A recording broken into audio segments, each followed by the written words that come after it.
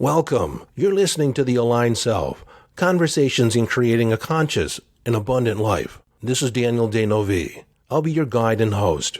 Let's see just where we can take this.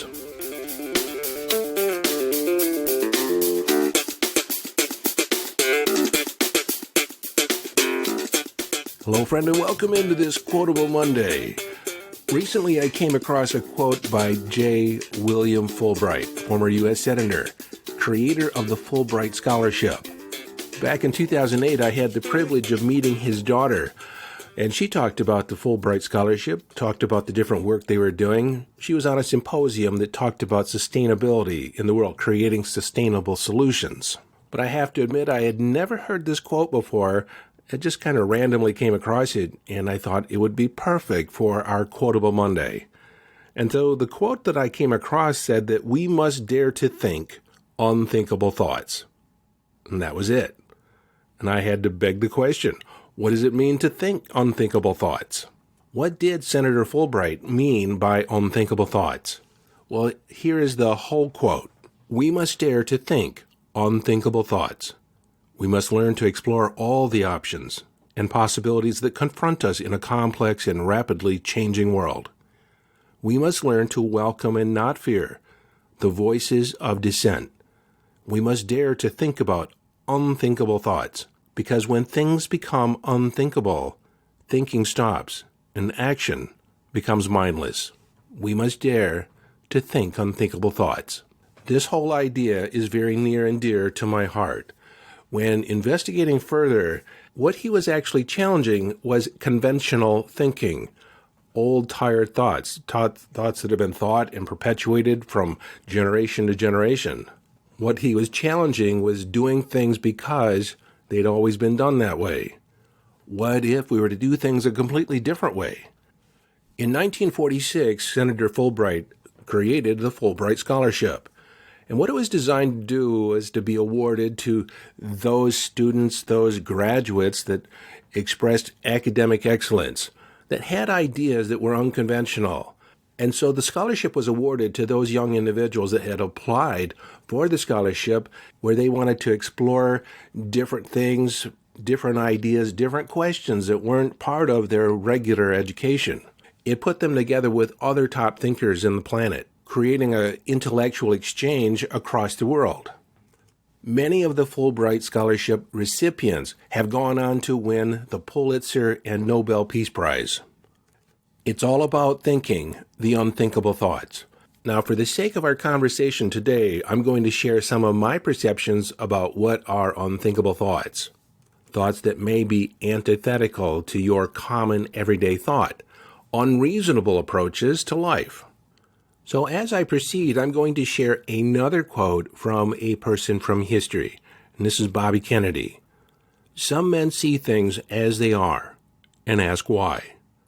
I dream of things that never were and ask why not. Bobby Kennedy said this based on his perspective on diversity, and it's important to express diversity and embrace diversity in our American culture. And so I ask you, what steps you take, what steps have you put in place to, on a regular basis, make sure that you're considering diverse thoughts, antithetical thoughts? Most of us have adopted a fairly firm belief system. We've taken a stand in the world. We have an opinion, usually about most everything. Here's another quote from Peter Diamandis. He's a Greek-American entrepreneur. The day before something is truly a breakthrough. It's a crazy idea. Trying out crazy ideas means bucking expert opinions and taking big risks. It means not being afraid to fail, because you will fail. The road to bold is paved with failure, and this means having a strategy in place to handle risk and learn from mistakes is critical. You see, a lot of times when people set out on an intention, on a goal to create an outcome, they don't want to fail. Like, they'll do everything in their power to not fail, to not fall down, to not misstep. In fact, many people will never, ever start because they're so afraid of failing. But when you take failure as inevitable, that you're going to make a mistake, it's part of the process in creating, you're not going to get it right, at least not all the time. When you embrace the fact that you're going to fail and have a plan on how to address it, then you can really move forward. But again, before you really make a breakthrough, any idea that you have does come across as rather crazy because it upsets the status quo. Here's another question to consider that someone might think unthinkable. Peter Thiel, another entrepreneur, has accumulated an extraordinary amount of achievements. You see, he asks this question, and he passes it off to everyone he meets. How can I achieve my 10-year plan in 6 months? Now, that's a question, because a 10-year plan is the basic assumption is that it's going to take 10 years. But what if you come from the perspective that you're going to achieve your 10-year plan in the next 6 months? What do you have to compress? What is essential? What things do you have to put in place? How do you have to be in the world? Just entertaining that question opens up all kinds of possibility. I love the scene from the movie Apollo 13. And from what I hear, this is fairly accurate. There was a malfunction on the command module. They were returning back to Earth, but they were running out of air. Their device that purified and recirculated the air so it was breathable didn't work. And so the director of mission control goes into a room where there's 3 or 4 engineers and dumps a bunch of parts on the table and says, you have 3 hours to create a device that will scrub the oxygen in the command module, and it must work. You can't get any other parts than this. These are all the parts that they have up there, and if they can't put this together in the next 3 hours, they're going to die. They were tasked with a seemingly impossible, and they had a definite deadline on which to achieve it. Well, long story short, they got it done. They did it. And so what could you create? What could you put in place? What objective intention could you achieve? Could you embark on? Maybe it's just a journey to embark on. If you gave yourself a definite time limit, even though at the moment you have limited resources. Many of these little internal quests begin with such a question. Now, this unreasonable quest, entertaining unthinkable thoughts, compressing timelines, and setting out to achieve a bigger goal than you can at first think possible, is done so in the context of a game. It's in the wondering, I wonder if I can. I wonder if we can do this, pull it off in a compressed amount of time. Again, asking the questions, how do I have to be? How can I exploit the resources I have? What new connections can I make? And I'm reminding you, this is done in the context of thinking unthinkable thoughts, being a contrarian, divergent in your thinking and in your approach, not doing the ordinary thing, the expected thing, or being how you've always been. We're right in the middle of our manifestation program inside the Nexus, Be a Badass Manifester, and one of the challenges we put ourselves through is challenging our assumptions about how long something's going to take. Because no matter what it is, we have an idea based in our reality or our perception of reality on how long it might take or in what manner might we attract a client, a situation, an amount of money. And what if it comes even easier? What if it comes even faster? Would you be open to that kind of scenario? What if you could achieve your 10-year plan in 6 months or a year? Why does it have to take the amount of time you think it does or did? For instance, one of our participants is manifesting a brand new house. Now, there's a certain idea there based in reality on what it takes to achieve or buy a house. But there's a lot of creative financing that a lot of people don't even consider. There are a lot of non-traditional ways to get something done to make a deal. These non-traditional approaches still take place in quote-unquote reality, but they're not necessarily available in the quote-unquote known reality or perspective that you've adopted or the story that you operate in. Again, we want to challenge our assumptions. What am I assuming in this situation that I consider fact when possibly there might be another approach? In 1973, and actually various times throughout my life, we've experienced gas shortages. Oil reserves are considered limited. And it was said based on our current consumption that we were going to run out of oil. But that was at a time when cars were naturally aspirated. There was a carburetor which mixed the fuel and air together. And the average gas mileage of a vehicle was about 8 to 10 miles to the gallon. But what happened? Someone invented fuel injection. where there was a precise and measured amount of fuel that was injected into the airstream. That one little invention effectively doubled and tripled gas mileage, at least doubled the average gas mileage, which doubled our oil reserves almost overnight. So I'm going to invite you to begin challenging your assumptions. We have assumptions about our capacity, how much we can do, how much we can achieve, how much we can be. We've made assumptions about other people in our life. What if our assumptions are completely wrong? What if you were not dependent upon the good esteem of other people? You could make your decisions based on your own heart and everyone would agree. Everyone would get it. Everyone would love it. There'd be no dissent. And any dissent that you did get, you wouldn't even care about. You could actually live the life that you've intended for yourself without the acceptance, without the approval of anybody else except your own. What would you do? What would you begin? Would you stay in your current relationship if everyone just accepted it? Yeah, it just didn't work. It's okay. I get it. You get it. Let's begin over with somebody new. Somewhere in the 80s, some psychologists said that we need to embrace the self-esteem of our children, do everything we can to bolster up self-esteem. And that's when all these participation awards started being handed out. Everyone was saying competition's bad. Kids going home because they got their feelings hurt because they were on the losing team or they lost their competition. Everyone should be a winner. Everyone should feel good.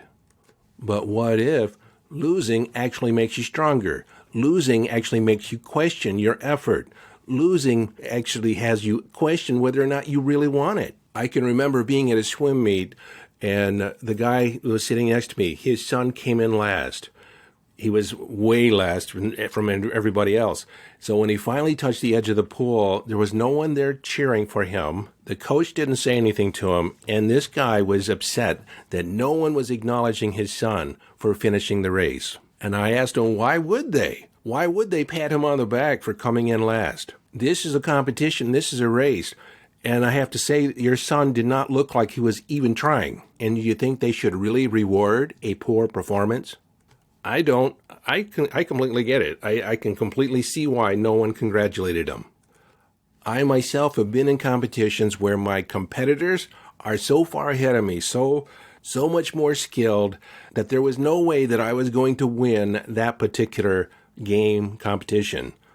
But I set the bar up to where I could meet it. If I performed in a particular way, then I could walk away a winner. I've done that again and again, actually competing with people that at the time were outside my competitive, they were not my peers, let's just say that. They were not my peers.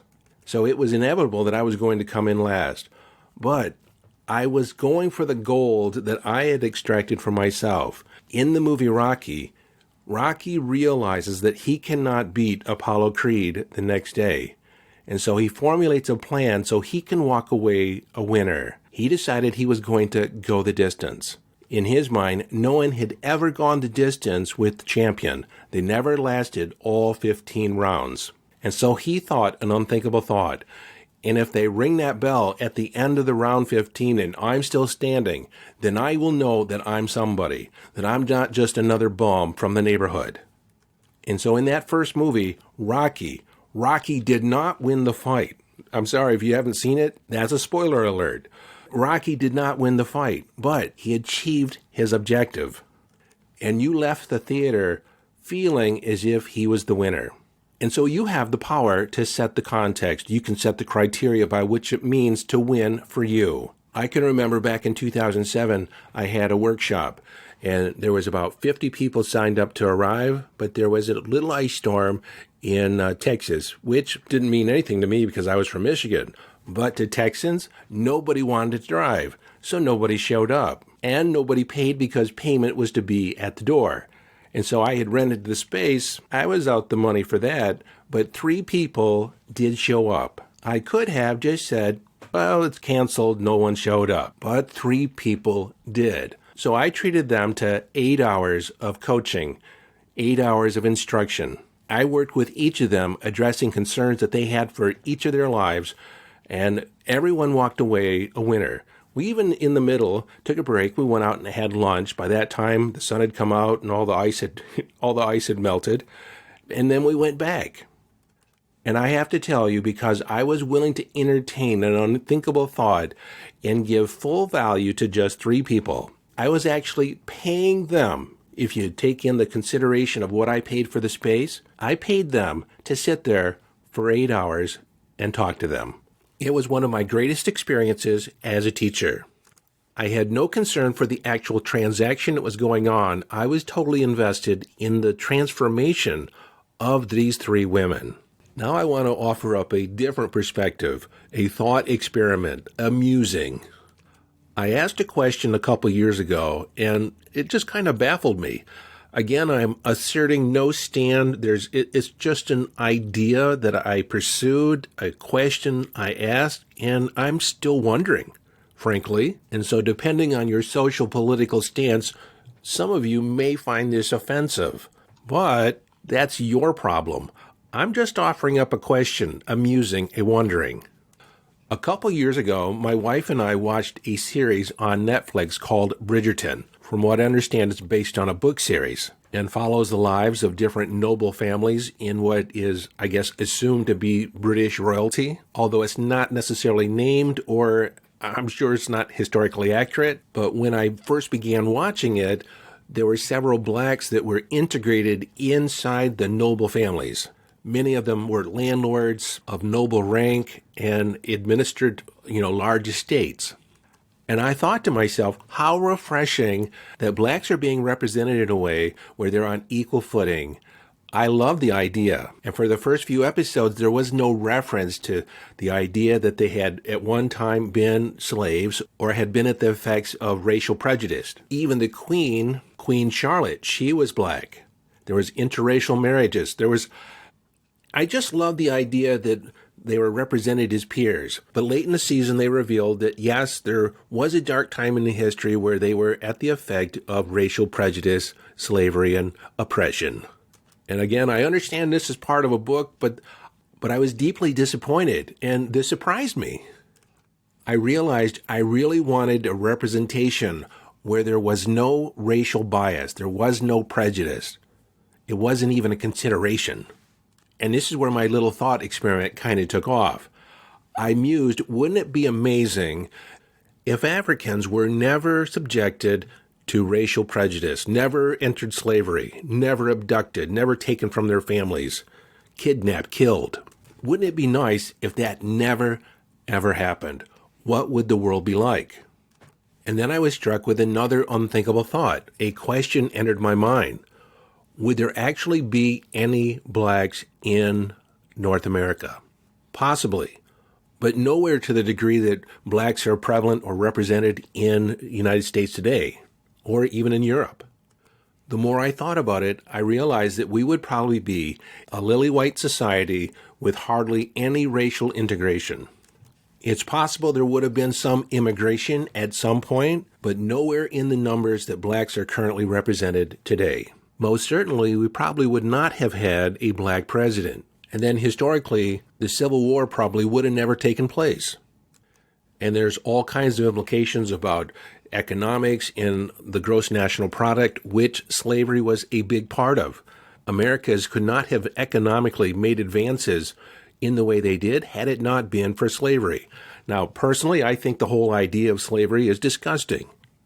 And I do take a certain amount of solace that my ancestors weren't a part of it. But you have to accept it at a certain level, the fact that it did happen, whether or not you like it or not.